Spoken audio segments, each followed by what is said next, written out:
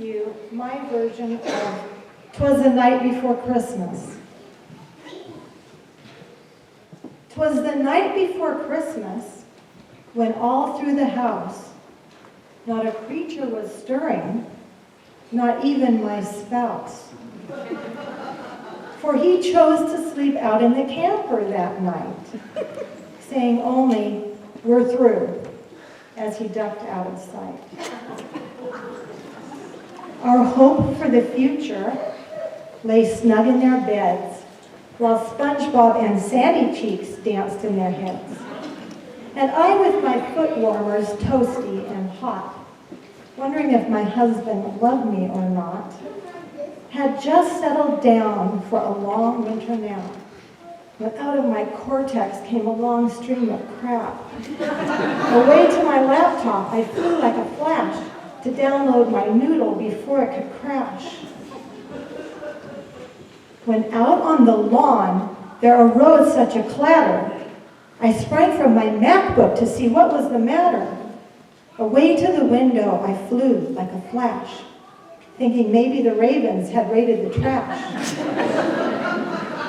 The moon on the crest of the new fallen snow made me want to call Kenny to bring his backhoe. When what to my wondering eyes should appear but a shiny, bald head. Could it be he was here? Then I heard, "Don't give up. You must do it until." I knew in a moment it was, yes, Dr. Phil. More rapid than eagles, his coursers they came. And he whistled and shouted and called them by name. "Now posers, now cheaters, now addicts and whiners, you catfish, wife beaters, can't match my one-liners.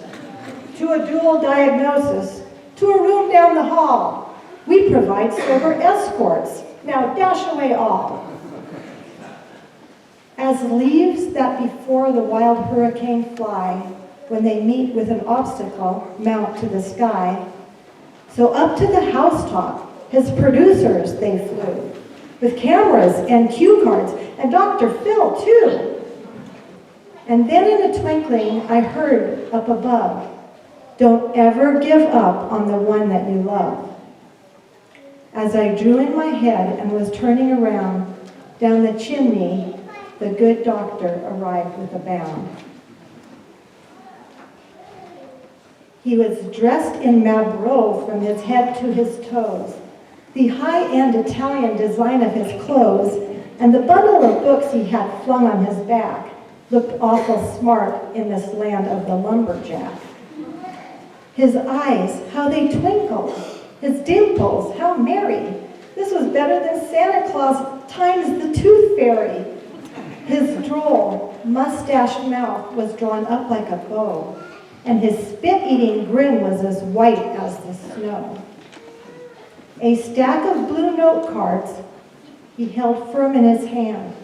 I inquired, "Are you here with a new diet plan? Can you help me get rid of my little round belly that shakes when I laugh like a bowl full of jelly?" He was robust and trim, a right jolly old elf, and I laughed when I heard him in spite of myself. With a wink of his eye and a twist of his head, he told me his reason for coming instead was to rescue our marriage, to help us relate. He asked, "When was the last time you two went on a date?" I stared at the tinsel hanging limp from the tree. Does it count if we watch the same show on TV? He said that we need to take time for each other, be lovers and friends, not just fathers and mothers.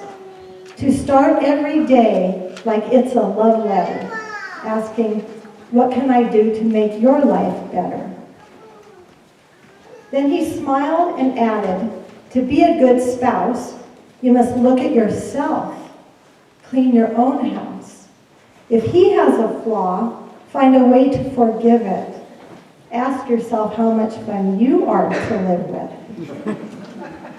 I stood there dumbstruck as he went straight to work, put his books in our stockings, then turned with a jerk, and laying his finger aside of his nose, then giving a nod up the chimney, he rose. I couldn't believe what I'd seen and I'd heard. I thought long and hard and gave weight to each word. It was then I decided to do what I can. He was speaking the truth. Now I had a plan. I'd go out to the camper and knock on the door and say, honey, what the heck are we fighting for? I straightened my hair and took off down the hall, when in walked my husband, so handsome and calm. He said he was ready to eat humble pie, because he'd just had a visit from this bald-headed guy. We looked at each other and let it all go. A bank of frustrations melted like snow. We embraced as we watched Dr. Phil fly away with his team and his beautiful bride in his sleigh. But we heard him exclaim from the great northern lights, do you want to be happy and married or right?